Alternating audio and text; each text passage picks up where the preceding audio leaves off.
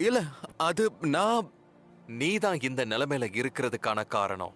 ராஜா உனக்கு சொன்ன விஷயத்த நீ கேட்காம போயிட்ட கிறிஸ்டியன். நீங்க சொல்றது உண்மைதான். அது என்னோட தப்புதான். நான் அவர் சொன்ன விஷயத்த கேட்டு இப்படி வந்திருக்கவே கூடாது. அவர்தான் என் மனசை மாத்திட்டாரு.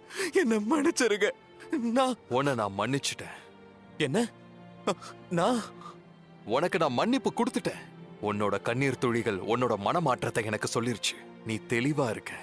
அந்த ராஜா சொல்லிருக்காரு, எல்லா தப்பான பாதையும் மன்னிக்கப்படணும். இப்போ முதல்ல எழுந்துரு, சீக்கிரமா கிளம்பு. உன்னோட நேரம் ரொம்ப ரொம்ப குறைவா இருக்கு. ஆனா என்னைக்கு ஒரே ஒரு விஷயத்தை ஞாபகம் வச்சுக்க, போற வேலையில மட்டும் கவனத்தை வை, எதை கண்டு மயங்கிறாத.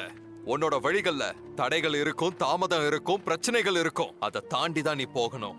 ரெண்டாவது விஷயம், நீ குறுக்கு வழியை தேர்ந்தெடுக்க கூடாது. சுலபமாவும் எதுவும் செய்யக்கூடாது. அது நிரந்தரம் இல்ல. இப்போ வாசலை நோக்கி உன் பயணத்தை தொடரு.